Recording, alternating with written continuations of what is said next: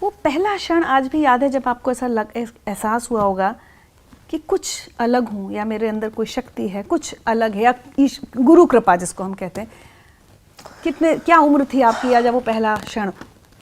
थे तो ऐसे ही, कुछ तो है जो कुछ कर रहा है, बहुत कुछ कर रहा है, पता नहीं वो क्या क्या कर रहा है, कर तो रहा है कुछ। 9 साल की अवस्था में एक रात हमारे साथ छोटा सा एक वाकया हुआ और उसके बाद में ये सब बदलाव हुए। एक रात हम अपने दादा गुरुजी के पास गए तो वो झोपड़ी में बैठे हुए थे धूना के पास में, और धूना तप रहे थे वो। तो हमने कहा कि शाम के समय की बात है कि बहुत हालत ख़राब है, भोजन की भी व्यवस्था ठीक नहीं है, बहुत परेशान है, आप कृपा करो, और आय के स्रोत नहीं है, 2-3 दिन से घर पे भोजन नहीं बना है।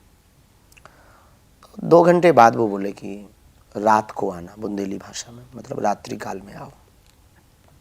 हम रात्रि काल में गए, पिताजी हमको पगडंडी के सहारे, एक बड़ी टॉर्च थी उसके सहारे ले गए। पिताजी का नाम लेके हमारे दादाजी ने कहा, चूँकि वो उनके बेटे हैं, पिताजी हमारे उनके बेटे हैं दादाजी के, तो दादाजी तो फक्कड़ महात्मा थे, बहुत अभूतपूर्व महात्मा थे। उन्होंने कहा पिताजी का नाम लेके कि कृपाल तुम घर जाओ, पिताजी का नाम श्री राम कृपाल है, बोले तुम घर जाओ।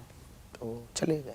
हम लोग गांव के ब्राह्मण हैं, पिताजी को सुबह कहीं सत्यनारायण आदि कथा करने जाना था।